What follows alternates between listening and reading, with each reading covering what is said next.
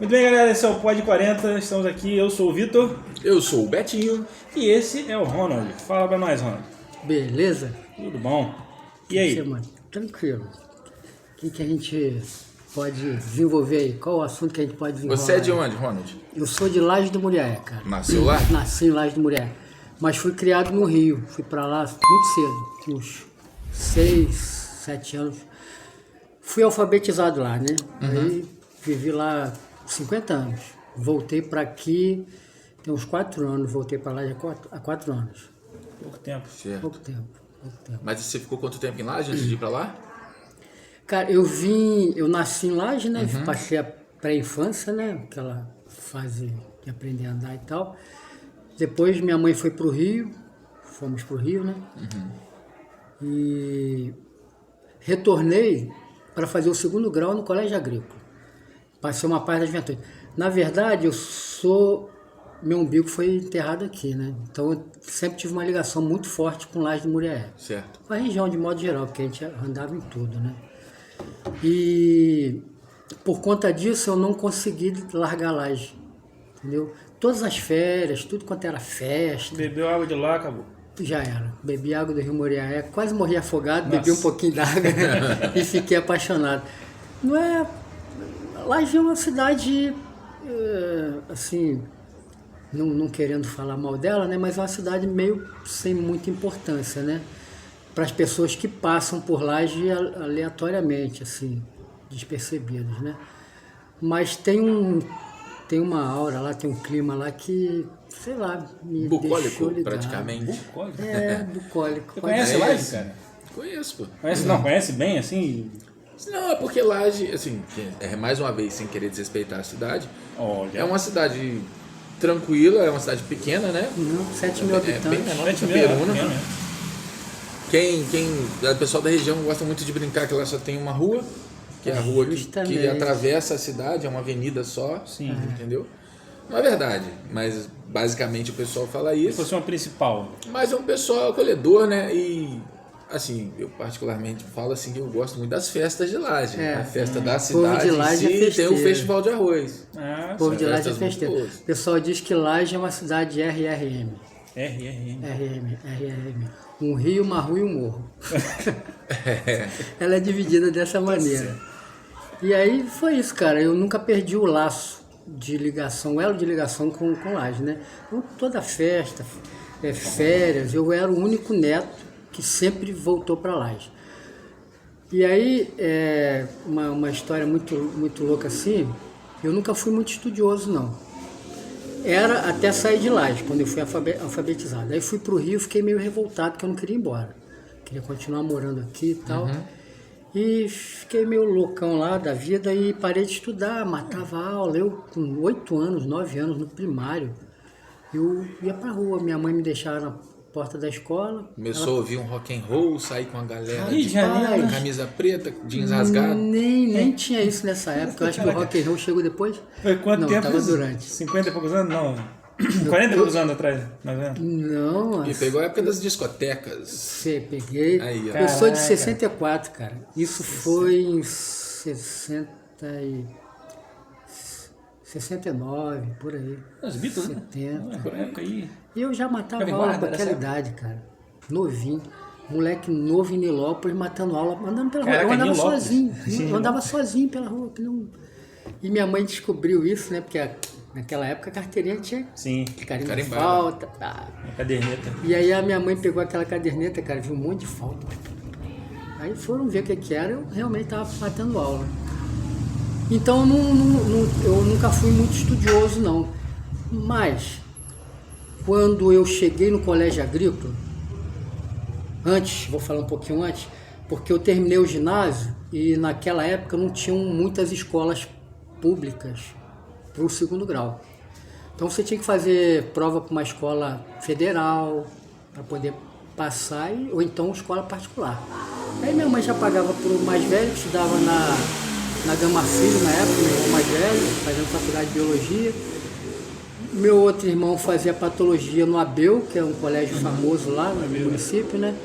Minha irmã estudava no Abel, a outra irmã estudava no colégio lá em Anchieta e não tinha dinheiro para eu estudar. Aí meus pais falaram que eu tinha que parar de estudar até eles poderem pagar escola para mim. Eu tive que parar no ginásio. Cara, minha cabeça deu um nó. Falei, caraca, como é que eu vou fazer? Eu vou parar de estudar. Foi um baque louco. E aí eu liguei para minha tia chorando, a tia Marina, irmã da minha mãe, ela era daqui, morava aqui em Lages, e na época ela era diretora do CREC aqui. Administração das escolas estaduais, né? E chorando, tia Marina, eu vou parar de estudar, tia Marina, eu não posso parar de estudar, chorando, cara. E pensar que tempos antes você gostava de matar uma Matava aula. Matava aula. Isso é coisa de louco mesmo. Aí a tia Marina falou assim, não pode, não tem condição. Aí ligou pro Nacarate, que era professor do colégio agrícola. Cara, Deus manipula tudo, tá? Deus é muito foda. A gente acha que a gente tem poder sobre a nossa vida, mas não tem. Ele é que manda em tudo. E eu vim parar no colégio agrícola, cara. Minha tia Marina conseguiu matrícula e eu vim embora. Contra meu pai não queria que eu viesse embora de jeito nenhum. Foi a primeira vez que eu enfrentei meu pai. Meu pai era um cara rígido. Eu falei, não, eu vou, você não vai. Eu falei, vou, já tô indo. Que idade você tinha? Tinha 15 anos. Ah, já estava mais velho. Já estava mais velho, é para fazer o 2º grau mesmo. É, porque para enfrentar o pai assim... Mas cara, a gente tinha uma... Meu pai ele era cascudão mesmo. O pessoal da roça, né, muito rígido. E era tiro, porrada e bomba, não tinha jeito não. E era muita porrada mesmo. Tinha que obedecer o velho. E eu enfrentei ele. Depois disso a gente virou os maiores amigos. Depois você enfrentou ele? Porque ele viu que eu era o mais novo de 3 irmãos, né? 3 homens, nós éramos 3 homens. E eu era o mais novo dos 3. Mas eu era o que tinha mais atitude. Eu era o cara que...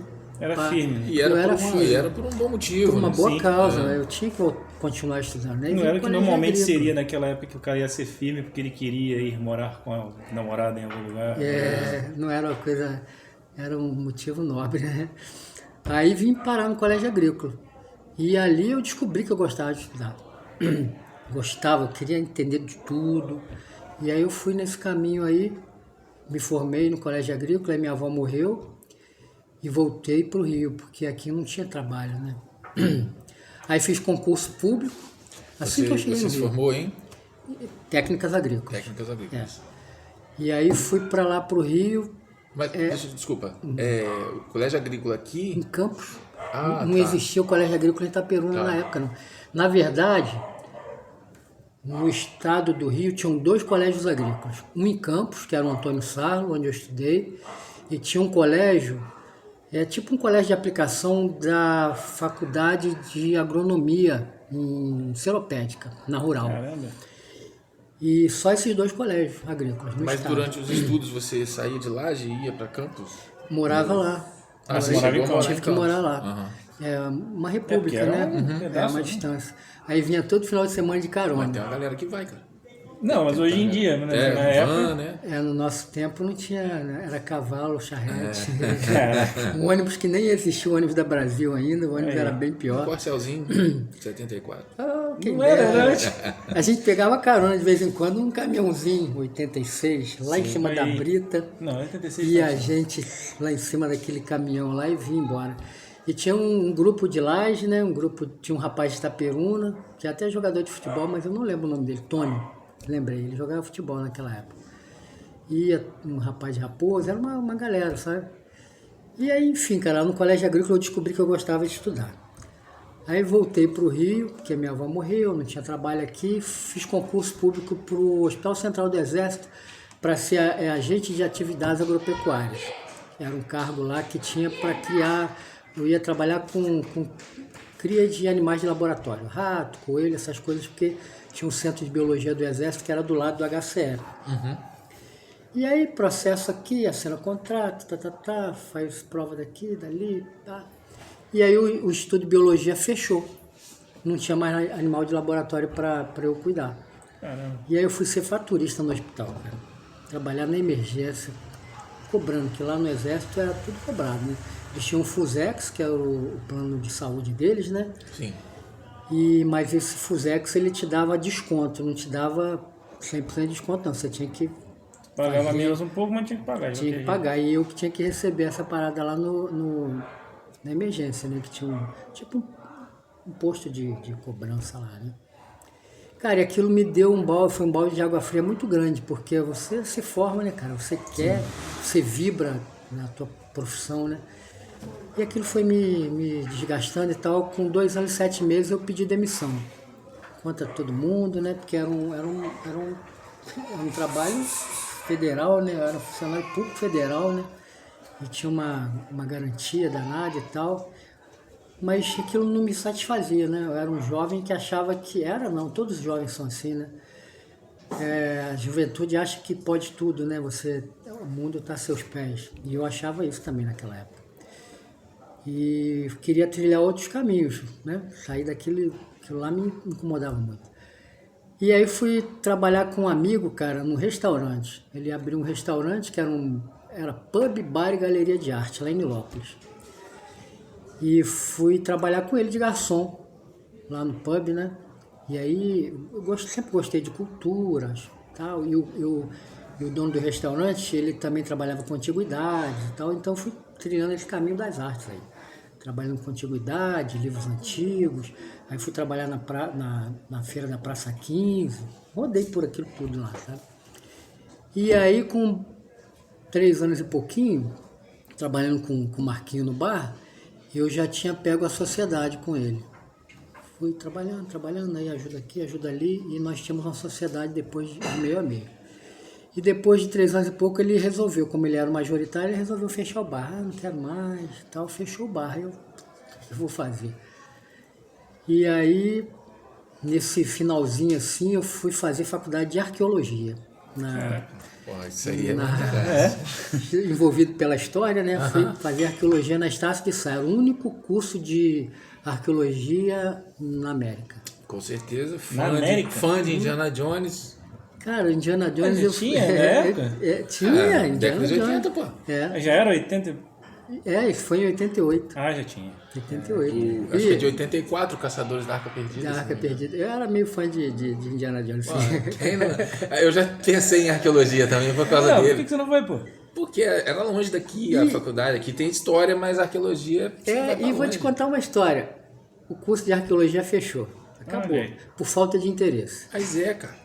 É um curso fantástico, meu. Eu fiquei 3 períodos na faculdade. Tive que trancar por outras situações lá, depois a gente vai chegar nessa parte. Cara, eu era o cara, velho. Eu peguei trabalhos meus lá e tudo na datilografia, tá? Não tinha computador, não. A gente ia para a Biblioteca Nacional, para a Biblioteca da Prefeitura do Rio de Janeiro, pesquisar, porque, pauleira, tá? Os professores eram foda.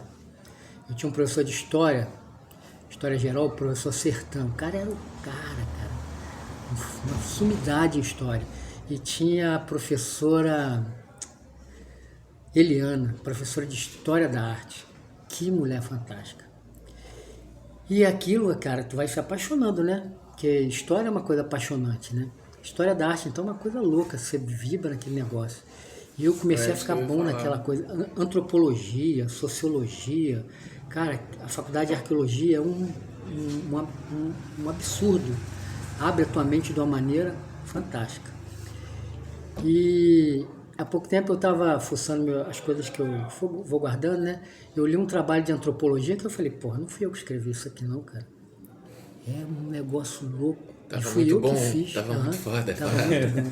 Eu era bom demais naquela época e nem sabia. Escrevia super bem. Trabalho super legal. E o estudo começou a fazer um pouquinho de parte da minha vida.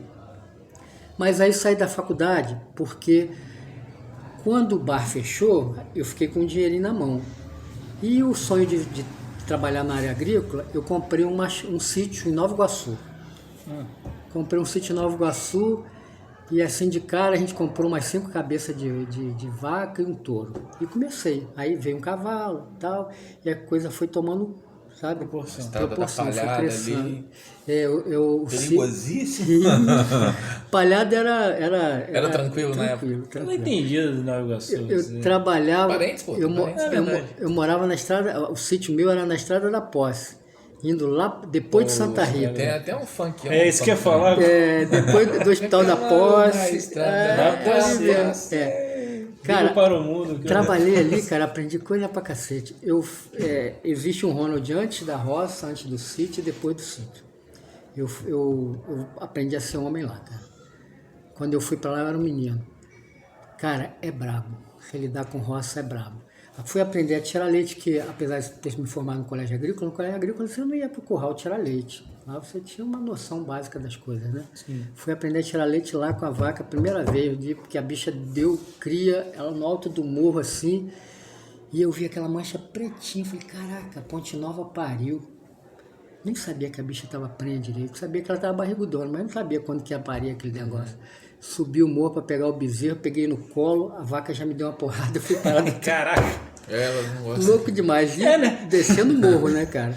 E assim, fui vivendo e aprendendo. Fiz curso de equitação, voltei para o Exército como civil, entrei para a equipe de equitação do Exército, a gente participava de campeonatos, fiz vários cursos. Quando eu quero um negócio, cara, eu vou até o fim. Eu esmiuço e vou para dentro. E aí, numa bela época, lá eu já estava uns 10 anos lá na roça, fazia queijo, fazia tudo, forno.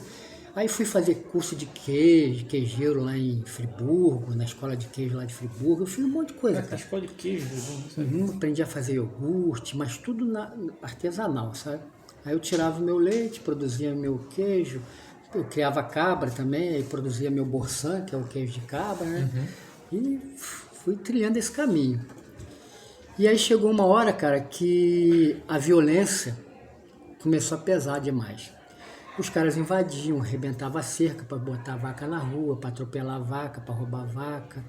E aí já invadiam o sítio dando tiro e tal. Aí chegou um momento que eu tive que decidir entre a minha paixão e a minha vida, né? Sim. Aí eu tive que sair de lá. E vendi para eles próprios, por uma mixaria. Ou eu vendia para eles ou eu não vendia para ninguém, eu perdia tudo. Sim. Pô, eu tinha uma estrutura lá bacana, cara. Era tráfico? Cara, era tudo. Era tudo. Roubo de carro, tudo. Não, tudo. bandidagem, né? Bandidagem, de modo geral. E aí saí de lá. Saí de lá e fui trabalhar. Fui trabalhar de motorista, porque técnico agrícola não tem emprego no Rio, né? Vai plantar o que aonde. Sim. E aí fui trabalhar de motorista, trabalhei lá para uns caras lá como motorista e tal. E numa empresa, pulei para outra, e é o problema do pagamento, né? Eu trabalho o mês inteiro e chega no final do mês você não recebe o salário. E aí a gente vai ficando procurando outras coisas, né? Aí eu falei para minha mãe, eu vou voltar a estudar, eu não posso ficar aqui com essa profissão porque eu não vou conseguir nada, não vou chegar a nada. E aí entrei para a Faculdade de Gestão Ambiental, que a UNIG estava no segundo semestre da Faculdade de Gestão Ambiental.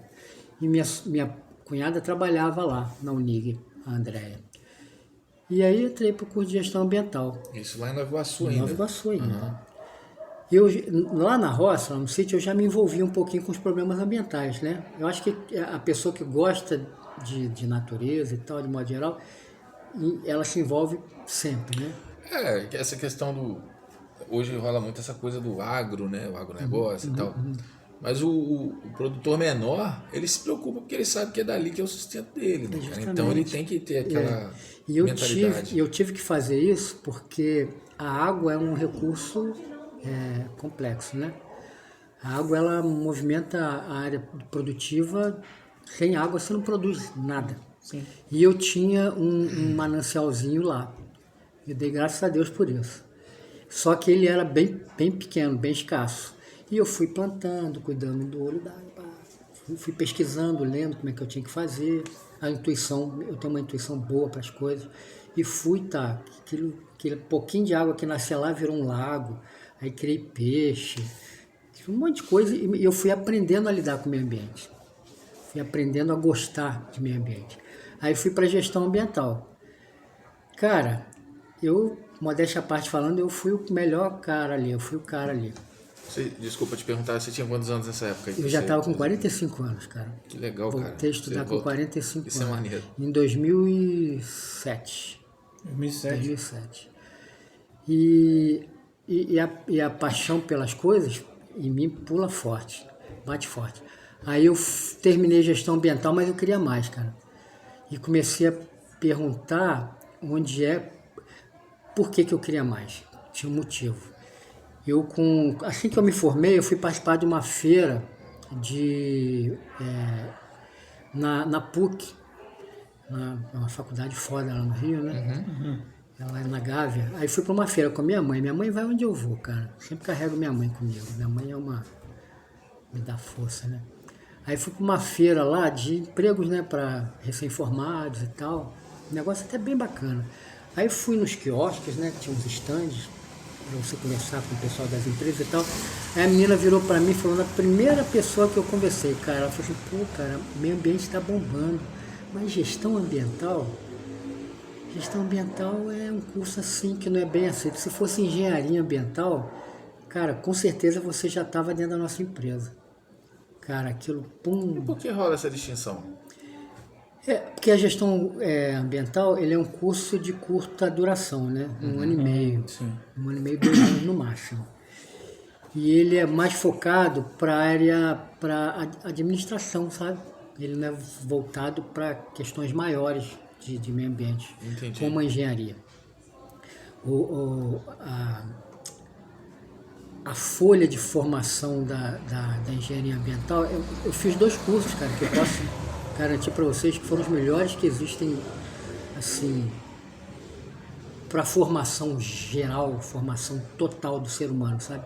Que foi a arqueologia, que eu tive o primeiro passo, que acabei abandonando, mas era um curso de fato muito bom, e a engenharia ambiental. A gente, dentro da engenharia ambiental, se aprende tudo, de todas as áreas, cara.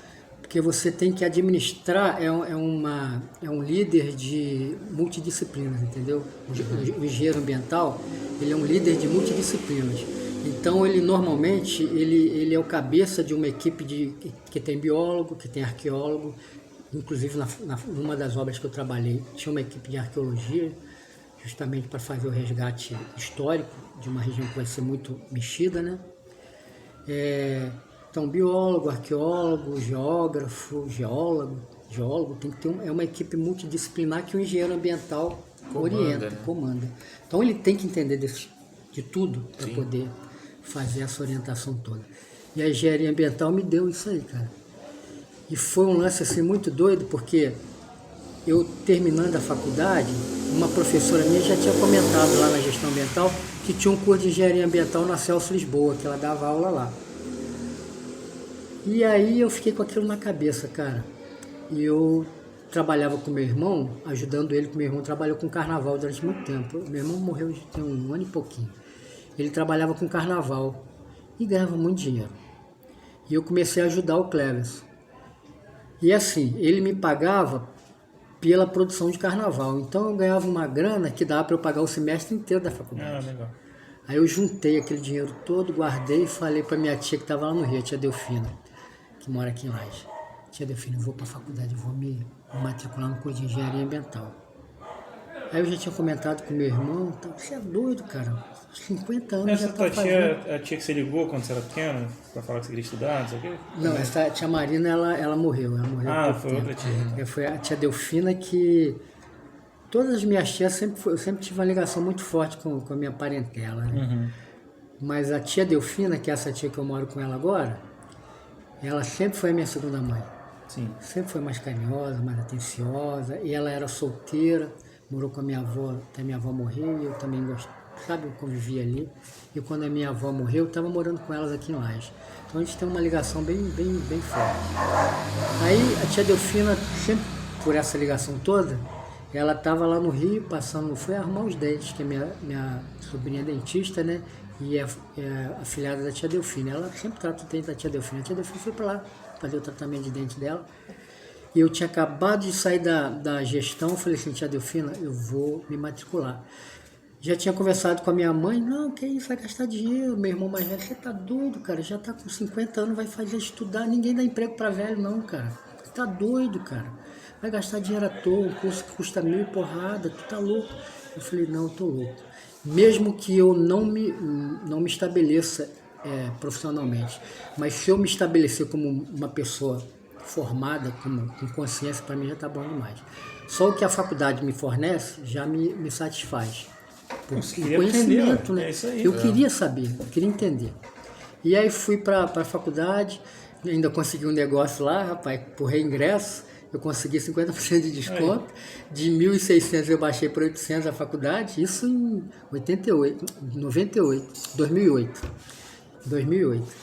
E aí entrei para faculdade. Porra, penei, cara, porque eu não sou da área, não sou das exatas. Sim. Mas o desafio, quando você quer um negócio, ninguém te move, né? No primeira semana, cara, Física 1, Cálculo 1, aquilo me deu um nó na cabeça, cara. Eu fiquei com vontade de jogar debaixo do trem. O trem passou, eu vou me jogar. Porque eu não conseguia entender, cara. Cara, eu estudava loucamente. E trabalhava. Eu já estava trabalhando na área como... Eu entrei para a OS como auxiliar de meio ambiente. Já estava atuando na minha área já. E aí trabalhava nas obras e estudava à noite. Eu não sei nem como é que eu consegui me formar e estudar. Eu fui um ótimo aluno. Eu era louco. Eu perdi a noite de sono e eu estudava ali. Só que na época do cálculo começou a dar muita doideira. Começou a dar nó. E aí eu conversando com o professor de Física 1, cara muito mais novo que eu, ele falou assim, Ronald, vai pra noite, cara. Vai encher a cara. Relaxa, cara. Você tá muito focado. Esquece, relaxa. E eu fui, velho. Fui pra nesse final de semana eu fui parar na Lapa. E fui, cara. E todo final de semana virou compromisso. Todo lugar. Sábado eu ia pra lá. Lalapê. E cheguei a alugar um apartamento lá, cara. Cara, Aluguei um apartamento ali, cara, bem no miolo da Lapa ali. Cuidado que a Lapa é perigoso. Morei 8 meses lá. Sim. E, cara, E todo o dinheiro que eu juntei, eu gastei nesses 8 meses. Eu levei 10 anos pra me formar. E gasta mesmo. Olha aí. Mas, cara, aí fui. Relaxei, comecei a entender. E lá na faculdade era Física 1, 2, 3, 4, Cálculo 1, 2, 3, 4, Química 1, 2, 3, 4, e só pauleira, só cálculo. Chegava relaxado já pra caramba. Já relaxado, aí fui pegando, foi verdade mesmo. Quando eu aprendi a relaxar, foi que as coisas começaram a fluir. Na área de meio ambiente, que é a área específica, eu já dominava. Cara, já na veia, brotava, velho. Só tirava 10, aí o pessoal me pedia orientação, ajuda aí, baú. Aí me botaram apelido de baú. Eu comecei a andar muito com a menina novinha lá, o pessoal falou que eu estava guardando segredo, me botaram apelido de baú. Eu demorei a entender porque é baú, mas aí os caras falaram. E aí me formei na área na engenharia, né, cara? E quando eu estava no terceiro período tem uma ligação fodona comigo. No terceiro período, a professora de geometria descritiva, professora Ana Paula Bordon. Geometria descritiva. Descritiva. Da matéria. A professora Ana Paula Bordon, ela era professora de matemática de uma escola... de uma Cefet, FATEC, é uma escola dessa do estado aí. Cara, e como eu era muito desenrolado, falava bem dos trabalhos e tal, ela falou assim, Ronald, vai ter a semana de meio ambiente lá da escola, tu não quer falar pra gente sobre resíduo sólido, não? Eu falei, só dizer o dia, é a hora que eu tô lá. E fui, cara. Imagina, ela juntou a diretora da escola foi cruel comigo. Ela juntou os 3 turnos, como era uma semana especial, festiva, ela juntou os 3 turnos, enfiou todo mundo dentro de um auditório gigantesco, cheio de adolescentes, e eu lá em cima falando. Aí o computador deles não abria o PowerPoint, não sei o que. Eu falei, cara, como é que eu vou fazer essa apresentação? Aí a professora falou assim, tem um microfone. Eu falei, pô, manda pra cá. E comecei a falar, sem data show, sem nada. E aí virou um bate-papo. Aí a professora falou assim, não, você não vai agora não, você vai dar pro pessoal... palestrar para os outros pessoas. E eu fiquei lá o dia inteiro no colégio falando sobre resíduo sólido. E aí a coisa vai tomando proporção, né, cara? Você percebe que as pessoas gostam e te ouvem, te dão valor. igual na obra lá que eu comecei, a primeira obra foi o projeto Novo Asfalto, foi um projeto lá que era um consórcio com a Oeste, a Odebrecht e a Camargo Correia, eu acho. E era um consórcio que asfaltou o Rio de Janeiro inteiro, do centro até Campo Grande, Sim. Zona Oeste, lá para cima, Barra de Guaratiba. A gente rodou o Rio todo asfaltando. E como eu era da área de meio ambiente, eu tinha que dar treinamento para aquela peãozada, né? Porque a legislação, no próprio licenciamento da obra, existe lá uma circunstância, uma cláusula lá que você tem que orientar as pessoas com relação à área de meio ambiente. Então eu fazia treinamento com todo mundo. Tem integração, né? Quando você entra para a empresa, você tem que ser apresentado à empresa. Então tem integração de meio ambiente, segurança, saúde e administração, pessoal do RH. E eu fazia as apresentações de meio ambiente da obra. E aí eu fui crescendo, cara, fui sendo valorizado. O gerente da obra me indicou para a obra da Transolímpica. Aí eu saí do Novo Asfalto direto para a Transolímpica, abri a Transolímpica e fechei a Transolímpica, como na área de meio ambiente. Sim. E sempre fazendo palestra, dando treinamento e tal. E a galera lá já me chamava de professor, ninguém mais me chamava pelo nome. Pelo menos não era baú, né? Não era baú mais. Pô, é um lance assim que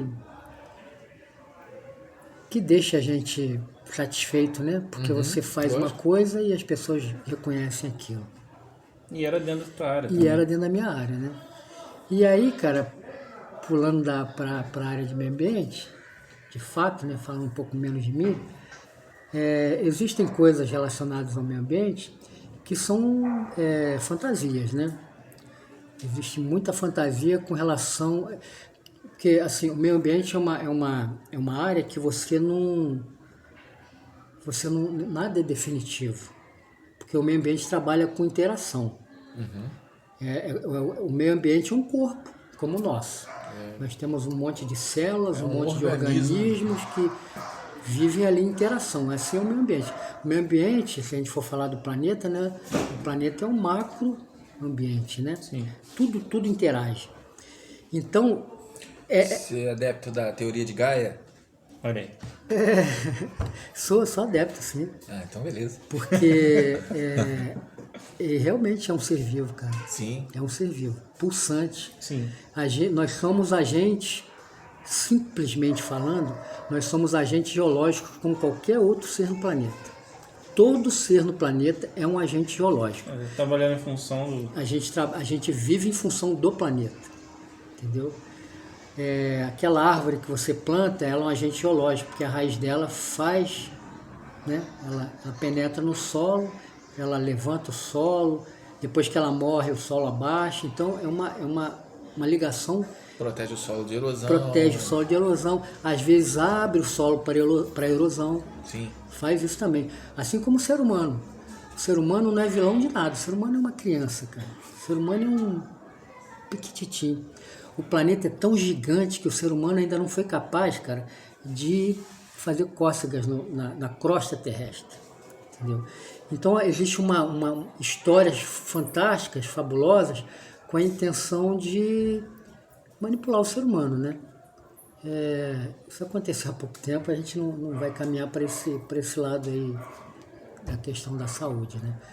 Mas se você quiser, a gente vai. A área de meio ambiente, as pessoas não têm certeza de nada. Tem uma vaga noção. E aí as pessoas criam muita fantasia, aquecimento global, camada de ozônio. E são coisas que ninguém consegue dizer que aquilo é desse modo. Você, a gente olhando, a gente não consegue dizer que o aquecimento global é provocado pelo rompimento da camada de ozônio, por exemplo. Cadê a camada de ozônio? Você não vê, cara. Então, esse conhecimento, ele fica na mão de algumas pessoas que manipulam a verdade. E a verdade, muitas vezes, não é verdadeiramente uma verdade, né? Então, tudo se manipula. Tudo na área de meio ambiente, tudo é muito... Não é nada preciso. porque a interação não é igual para todo mundo. É nebuloso as informações. É igual uma relação, a relação que eu tenho com o vírus da gripe. Em mim ele atinge de uma forma, em vocês ele vai agir de outra maneira. Então cada organismo ele processa as suas interações da sua maneira, da forma com que ele está preparado para enfrentar aquilo, né? E o meio ambiente é assim, ele é dinâmico demais. Mas vacinas são importantes ou não? São importantes, mas elas têm que ser confiáveis. Entendi. Entendeu? Eu acredito, nós tivemos aí na década de 70, década de 60, década de 80, uma série de doenças que foram banidas com a vacinação. Lembra do Zé Gotinha? Sim. Foi uma época de confiabilidade. Você podia confiar naquilo que você estava tomando, né? Hoje em dia eu não sei, cara. Sinceramente, eu não sei. Não sei se dá para confiar. Porque...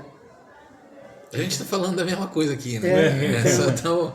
Porque... A gente está falando de interação. Isso tudo é meio ambiente. Entendeu? Isso tudo é meio ambiente. O corpo da gente é o meio ambiente. Tudo é meio ambiente. A gente está aqui... E interessante que há um tempo atrás, aqui no estado do Rio, por exemplo, não é mais Secretaria Estadual de Meio Ambiente, agora é Secretaria do Ambiente, né? Eles suprimiram a palavra meio, que é uma grande burrada, porque não existe ambiente sem meio. O ambiente existe no meio. O meio é o local onde ele acontece. Então não dá para tirar meio de ambiente. O meio ambiente, pronto. Cara, não sei nem o que eles estavam pensando na época e as pessoas embarcaram nisso aí, porque tem uma pessoa que diz e os outros falam amém. E aí a coisa vai sendo manipulada, né? Acho que foi num ponto que as pessoas simplesmente não tinham muito... Alguém muito maior falou, vai ser isso, e a pessoa ok, então. O pessoal não bate, né? Não tem muito o que fazer. Não tem, é isso e pronto, né? É isso aí pronto. Mas aí você estava dizendo antes de entrar nessa parte das interações. Era sobre isso. Você estava dizendo que tudo são interações. Aí a gente veio para essa parte de saúde, rapidamente. Mas então, aí... Mas a gente vai voltar nisso até lá. Essas coisas obscuras que você falou aí, vamos voltar lá no final. E aí, sorriso na sua cara. Aí a gente está passando por uma fase aí de... Nós passamos pelo período em que eles achavam que o aquecimento global era provocado pelos gases de efeito estufa, né? Sim. E o aquecimento global, o calor... Hoje em dia ninguém mais fala sobre o efeito estufa, né? Agora é só aquecimento global e pronto. E, na verdade, o que se queria na época era acabar com o gás que tinha patente quebrada. CFC. Entendeu? Qualquer um podia produzir o gás. Sim. E aí o novo gás tinha patente e eles precisavam jogar esse gás no mercado. Então o CFC era o vilão. Nós tínhamos que acabar com o CFC para que o novo gás entrasse no mercado e produzido por uma empresa só, né? Então foi aí que a camada de ozônio praticamente deixou de existir, né? Não se falou mais a respeito. Tinha que usar protetor solar de tudo quanto é jeito, porque você ia ter câncer de tudo quanto é forma e tal. E, na verdade, a gente está passando por uma outra fase ruim agora, que é a falta de vitamina D no organismo humano. A maioria das pessoas tem falta de vitamina D por falta de sol. Minha tia está com esse problema, ela mora em Rio das Ostras, ela vive lotada de protetor solar, né? E aí esses dias ela foi no médico, o médico falou assim, cara, sua vitamina D tá baixa, além do normal.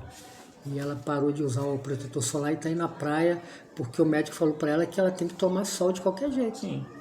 Mas aquele horário continua perigoso, entre 10 e 3 horas da tarde. É perigoso, cara, mas... Você não vai ficar ali, né? Não você vai ficar pega ali. um solzinho. Eu acho que o grande parada, por exemplo, tem esse horário que é perigosão e tal, que a gente sabe, até por conta de como tem estado quente, mas acho que é o tempo que você fica exposto também, entendeu? Você não vai também na praia pra tu ficar 5 horas direto debaixo do sol, né? E aí, como ela mora por lá, né, ela quase não vai à praia, não, ela só fica caminhando, não entra nem no mar, não. Mas antes ela ficava toda lambrecada, agora não, agora ela vai sem protetor solar, porque a vitamina D precisa penetrar no corpo e é o sol que fornece. Sim. E aí a gente falando do clima, né? A gente chega lá no aquecimento global, que é o assunto que está sempre em voga, né? A gente está sentindo um calor muito grande. Sim. Mas, cara, pasme, antigamente era mais quente. Muito mais quente. Antigamente existiam temporais, pedras de gelo, granizo caindo. As pessoas não têm conta disso hoje em dia, porque no Brasil não se registra muita coisa, né? E os eventos climáticos não eram registrados, por exemplo, no início do século, 1900, 1912, 1900, entendeu? Então, esses eventos de temporais fortes e tal, não eram tão absurdos quanto hoje, porque as pessoas não tinham conhecimento de que aquilo aconteceu, né? E hoje em dia as pessoas só veem aquilo que acontece com ela, é imediatismo, né? Você só vê aquilo que te aconteceu, mas o que aconteceu no passado, você não procura. Cara, se pesquisar, você vai ver que o calor, há tempos atrás, era muito maior. A gente está passando por um processo. Isso pra mim eu tô bobo agora. Isso é cientificamente provado, tá? Não sou eu que estou dizendo livre, Que é uma água. né, raciocínio. Tem cientistas que fazem isso. Eu infelizmente, não gravei o nome do camarada que eu assisti falando há pouco tempo. Mas eu já sabia disso, ele só veio corroborar com o que eu já sabia. Nós estamos passando por um processo de resfriamento e não de aquecimento. O planeta é uma coisa dinâmica. Existem as eras geológicas, né? Sim, sim. Calor intenso, frio intenso e tal. E são fenômenos que acontecem de tempos em tempos. Sim. 100, 200, 300, 400 anos, não sei. Mas esses eventos acontecem.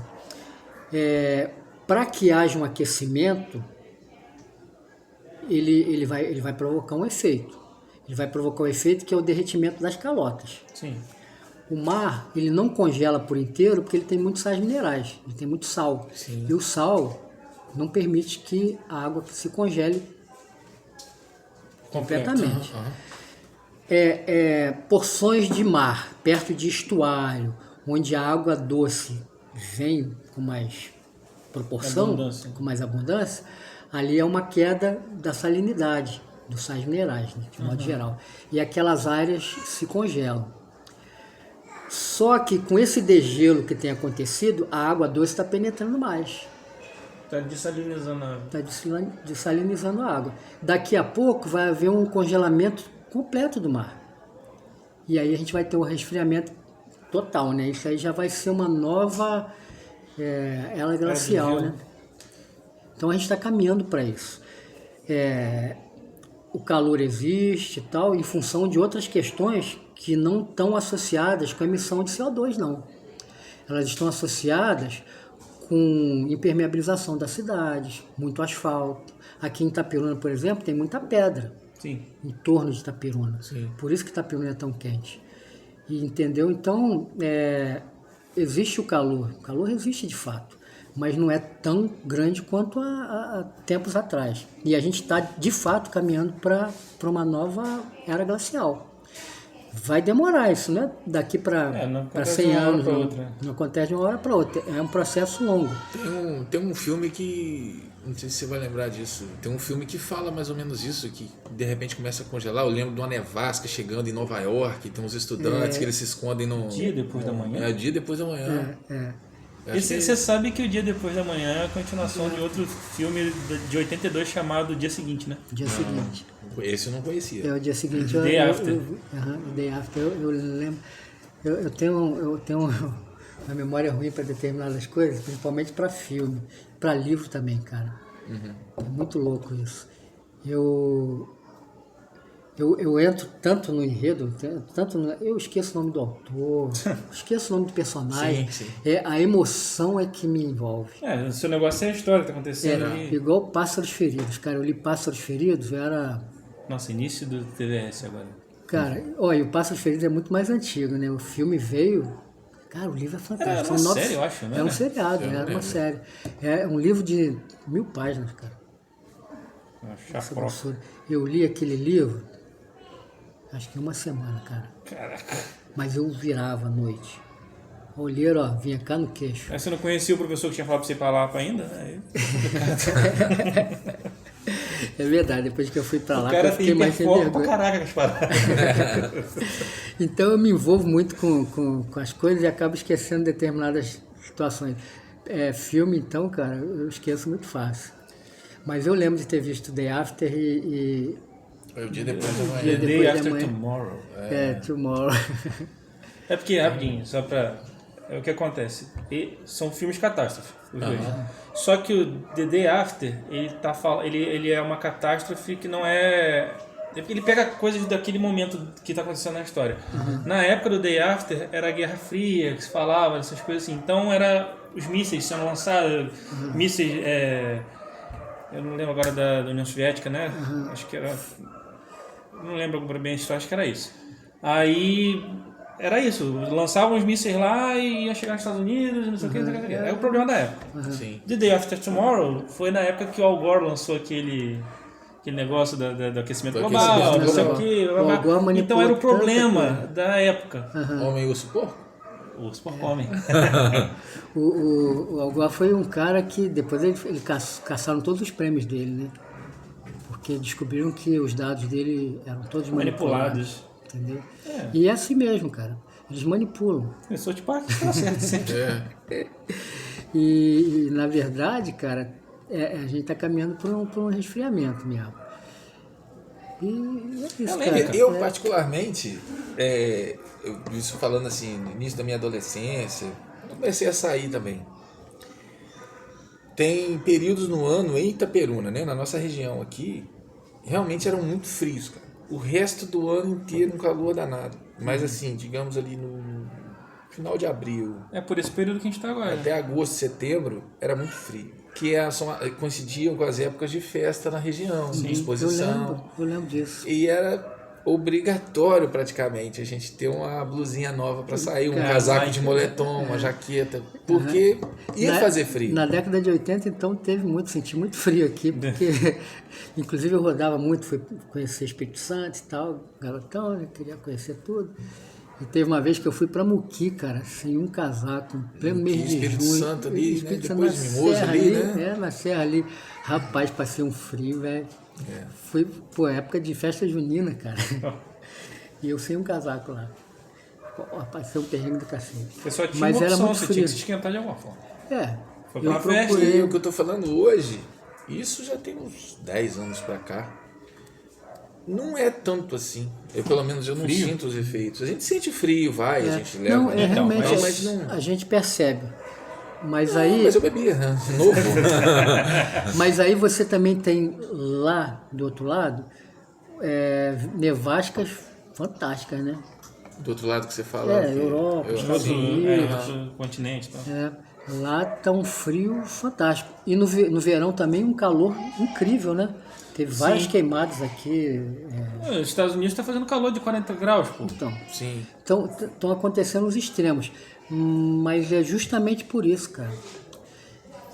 No frio intenso, a calota congela. Aí vem um calor intenso para derreter ela e botar água sem salinidade no mar. Entendi. Cara, existe uma dinâmica que nem todo mundo consegue interpretar, né? E nem é possível, cara. É justamente aquilo que eu falei, é um organismo vivo, cara. Sim. A gente não consegue... A gente tem uma noção das coisas. É igual falar de pré-história. Você pode pesquisar sobre pré-história, cara. Mas, cara, você pode ter uma noção das coisas. Igual reconstruir um dinossauro, por exemplo. Através da ossada, você imagina o músculo e tal, aí você reconstrui um dinossauro qualquer aí. Mas você tem uma percepção, não é aquilo exato. Sim. Entendeu? Então trabalhar com tanto é que coisas até hoje que eles você vão mudando como é que é o dinossauro, muda. E aí você não consegue dar, não é uma acho que nem é uma matemática tão precisa assim, né, cara? Então não dá para você dizer que uma coisa de fato vai acontecer, porque a gente está sob influência de uma série de questões, né? Igual o pessoal faz aí uma previsão de temporal, igual fizeram, uma previsão pessimista para esse final de semana.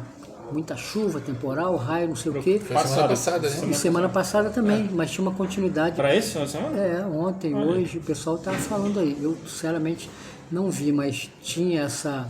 O pessoal está discutindo lá no hospital hoje. Então eles fazem uma previsão pessimista, às vezes aquilo não acontece. E às vezes fazem uma previsão muito tal, pum, aí acontece. Então ninguém consegue... Que a gente está, cara, é vento, é pressão atmosférica... Pô, tem uma série de coisas que acontecem que a gente não consegue dizer que vai ser assim de fato, entendeu? Aí uma massa fria encontra uma massa quente, aí vem um vendaval muito forte e aquilo dissipa com uma ventania também e tal, e aí as coisas mudam. Então, aqui tá eu não conheço uns caras que eles olham assim, você, não, tá dizendo, a previsão do tempo tá dizendo que vai ser, não sei o que, você, não, mas o vento está vindo ali daquele lado, eu acho que na verdade... Tem uma parada dessa, que o vento arrasta a chuva, né? E aí leva pra lá. Não, mas os caras são não, porque está vindo ali, por exemplo, tá vindo do Espírito Santo. Andorinha voando baixo também. De lá... de meteorologista e de louco, todos nós temos um pouco, A coisa que eu né? gravei disso tudo que eu consegui ver é o seguinte, começou a chover no Rio, 2-3 dias tá aqui. Tá aqui. Então eu consegui gravar. Isso aí porque é justamente isso, cara. É pressão atmosférica, vento e tal, e traz mesmo, né? Chega aqui mais fraco um pouco, né? Sim. Mas chega. A maioria para em Teresópolis, né? Friburgo. Chega que sobra. Lá. A gente, esse final de semana passada, que foi quando começou essa coisa de falar que iam vir temporais, não sei o que, a gente tinha ido pra Vitória, um festival de rock lá, a gente foi, eu e as meninas. Aí, assim, sexta-feira foi tranquilo, deu aquela chuvazinha assim, mas no outro dia, um sol, mormaço, não vai ter nada não. A gente chegou no lugar, céu limpo, curtimos nosso show e tal. Michele dormiu na grama lá, enquanto a gente continuou. Não, porque ela deu uma descansadinha, o pé doendo e tal, aí acabou pegando no sono. Indigente, né? Grama de Eu, Vitória. ainda bem que eu vi o meu show preferido, que eu vi, o Humberto Gessinger, né? E, rapaz... Manda um abraço pro Humberto aí. Humberto, beijo, meu amigo, não é só abraço, não. Olha aí, olha aí. Aí, rapaz, de repente, aquela chuva assim... Eu não lembro de ter visto armar. De repente. É assim, porque estavam dando mormaço, mas voltava o sol. Aí, só que assim, no final da tarde, quando começou a escurecer, imagino que tenha sido até por isso. Já tá escurecendo, você não percebeu. Rapaz, mas não esfriou o tempo nem nada, de repente começou a pingar, aí nós levantamos ela, vamos saindo, vamos para baixo da tenda. Rapaz, uma chuvarada. Isso no sábado? Isso no sábado, lá em Vitória. Vou contar a minha experiência também do final de semana. Eu vou te falar, cara, que assim, pra gente, a gente foi embora. O Paralamas, que foi logo depois, ele acabou o show no meio. Não está tendo condição, porque eu não sei se a estrutura também não estava esperando o pessoal do palco. Tava chovendo dentro, assim, em cima do palco. Num palco tava chovendo.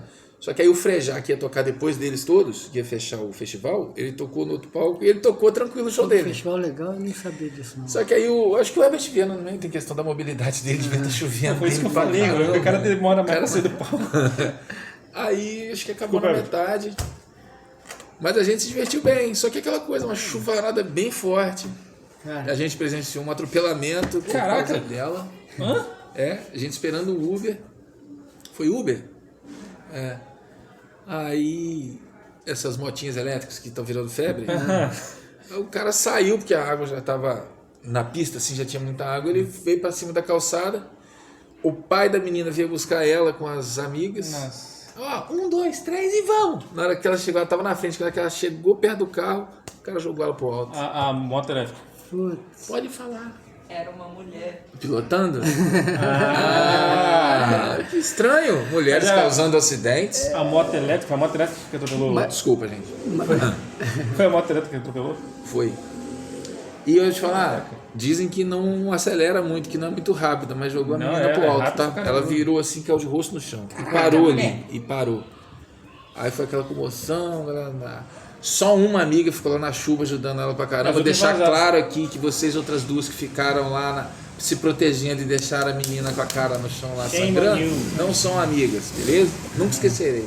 Eu nunca esqueci. Mas é isso. Mas aí Você tá aí você falou da mudança do tempo, né? Eu fui pra Gruçaí no final de semana também. Fomos lá pro Sesc. Pô, lugar legal pra Lá é caralho. muito bom, né? É, você acha que Mineiro é bom, né? Aí, não, agora é Sesc Carioca. Ah, é? Era Sesc Mineiro, mas Aham. aí... Aí Minas perdeu, agora é Carioca. Toma essa, Minas. Aí, O Sesc Mineiro faliu o Sesc de Gruçaí. Né? olha aí. E polêmica. venderam, cara, a Maria Fumaça. Porra, Venderam. Enfim, aí fomos pro Sesc. E o pessoal falou, caraca, vai chover, vocês vão ficar lá. Já estava pago, né? Fomos. Eu, minha mãe e o amigo Mário. Cara, a gente ia encontrar com as primas lá que já tinham vindo do Rio de excursão pra cá. E aí, pegamos chuva, cara, em Campos e tal, pá, chuvarada do cacete. Mas a gente foi de boa. Vamos embora, vamos curtir. Cara, nós chegamos no Sesc, cara, com estrelinhas no céu. Não choveu. No outro em dia, um Gruçaí. sol quente danado. Passamos a manhã na piscina, recriando e tal. De tarde fomos passear naquele ônibus jardineira lá, Sim. rodamos tudo.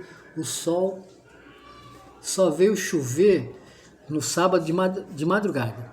É o vento, vem do mar, dissipa, né? Não, né? é porque lá venta muito, né? Então, cara, o lance da dinâmica, né?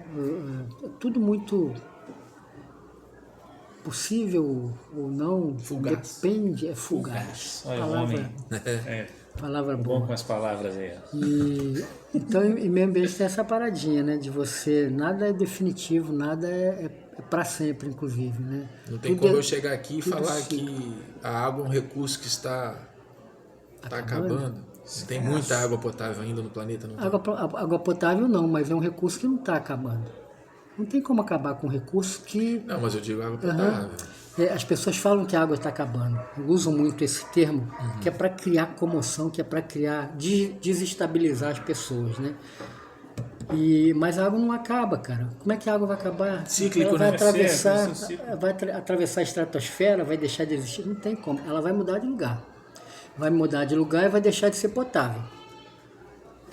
Mas se ela for para o subsolo, tal, ela vai voltar a ser potável, porque a granulometria, filtragem natural, natural vai fazer, não vai tornar ela uma água completamente Boa para consumo. higienizada, né, para você beber tranquilamente, mas se você ferver e filtrar... Mas isso aí né, a nossa você parte da tratar, história é isso aí, né? A gente faz essa parte. a gente tem água.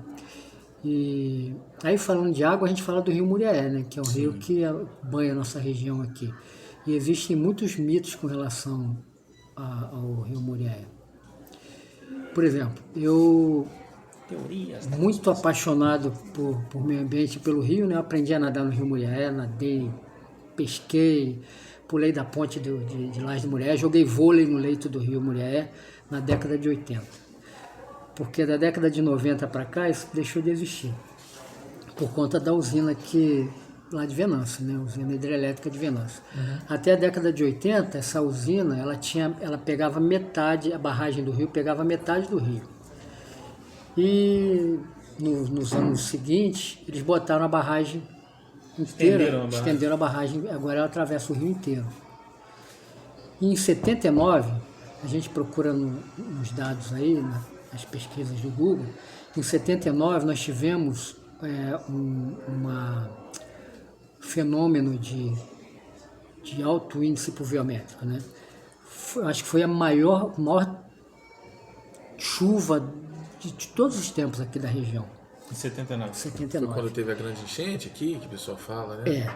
Em 79, a barragem não estava no rio inteiro. Se agora chovesse aquela chuva que caiu em 79, lá já ia deixar de existir, cara.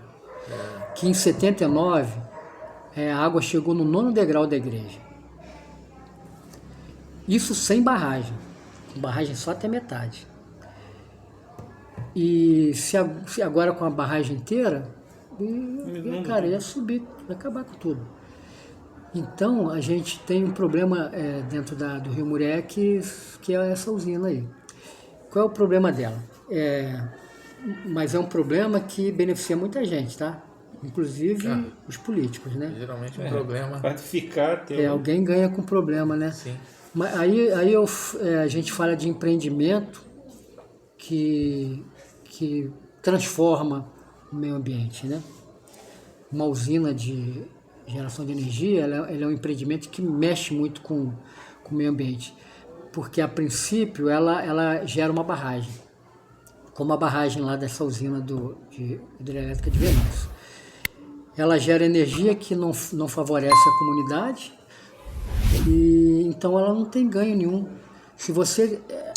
O básico de um licenciamento é você estudar o impacto ambiental, o impacto social da região onde aquele empreendimento vai ser implantado.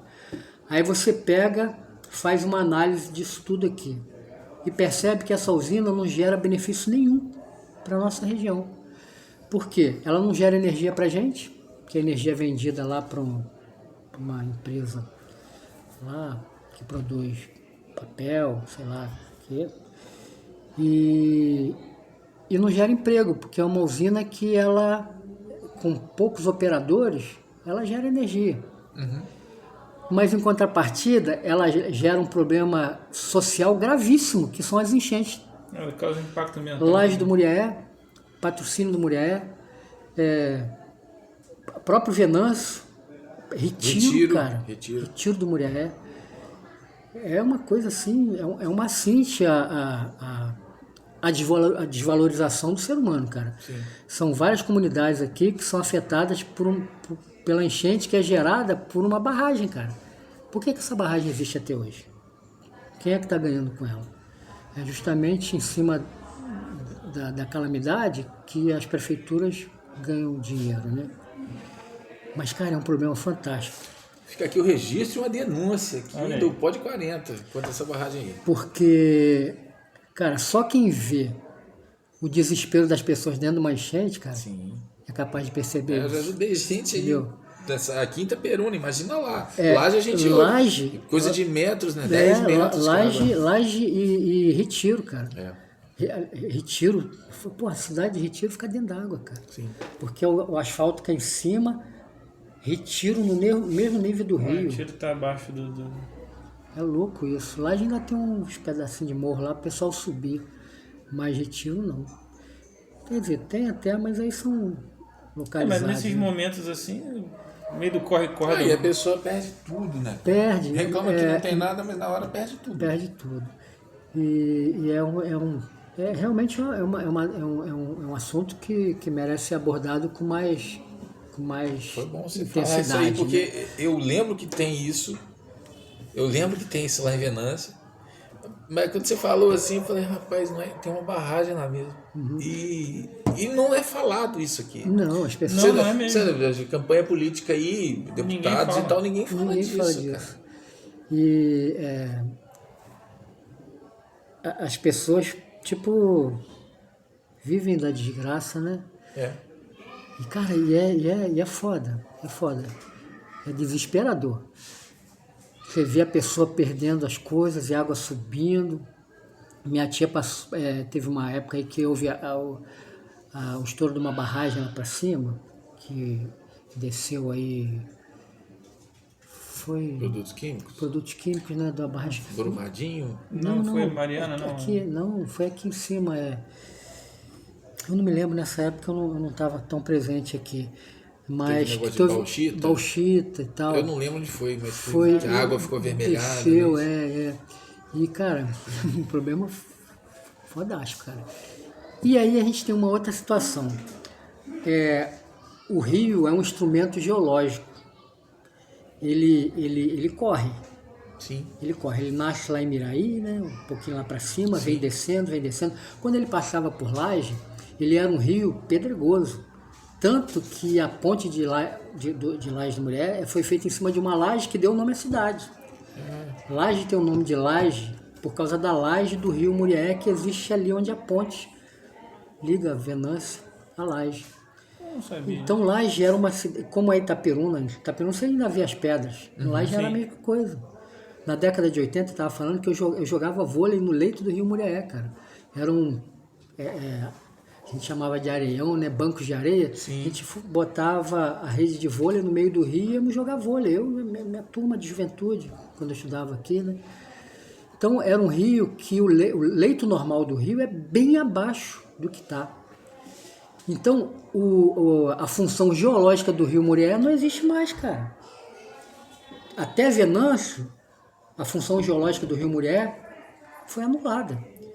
E a gente tem ali o represamento de muitos produtos, muita coisa que a gente não sabe o que é, presa naquele sedimento ali, que o rio não carrega mais nada, não leva mais nada para o mar. Fica tudo preso ali. Fica tudo preso ali.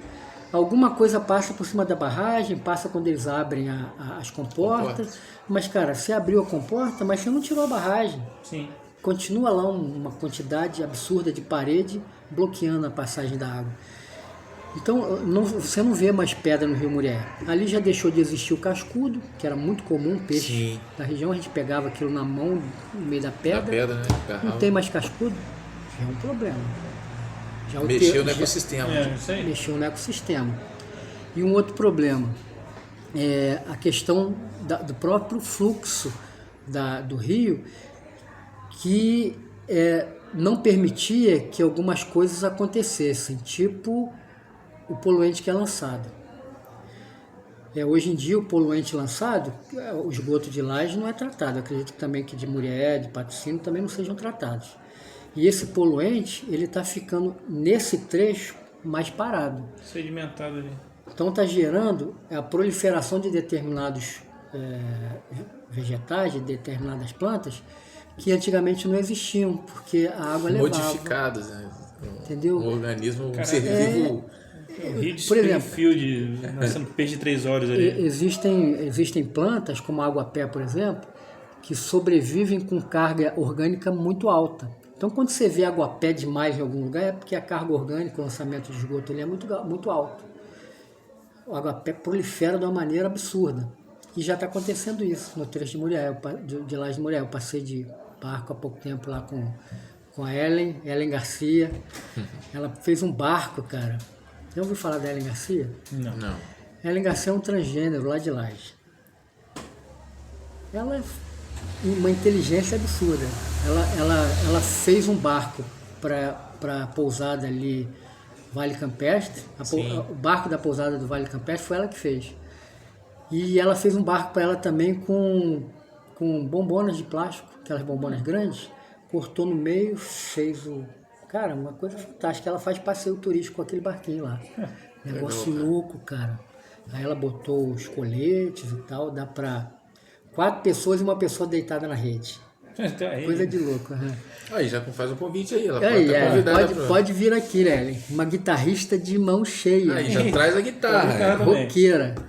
E aí, passeando de barco com ela pelo rio, e eu fui observando determinadas coisas, fui observando o aguapé proliferando e tal, justamente por conta da contribuição do esgoto que não desce.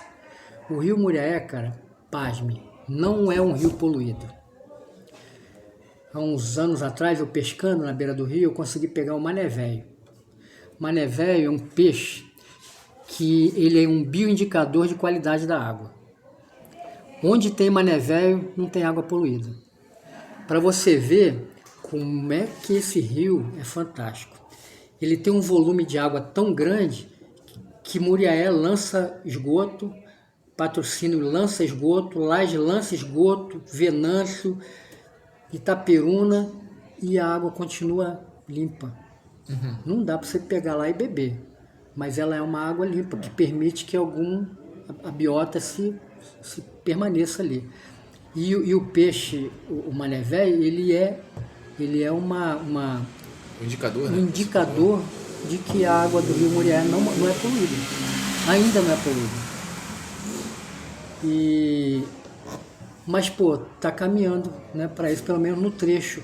Cara, a água, ela precisa de movimento para ela, porque o oxigênio, ele não é inerente à água. O oxigênio, apesar da fórmula H2O, o oxigênio não é um elemento que surgiu dentro da água, não. Ele precisa ser introduzido. E ele é introduzido com claridade, com luz solar, ele penetra, né? Tanto que no fundo do mar não existe oxigênio. Sim. Então, o oxigênio ele permeia dentro das moléculas da água.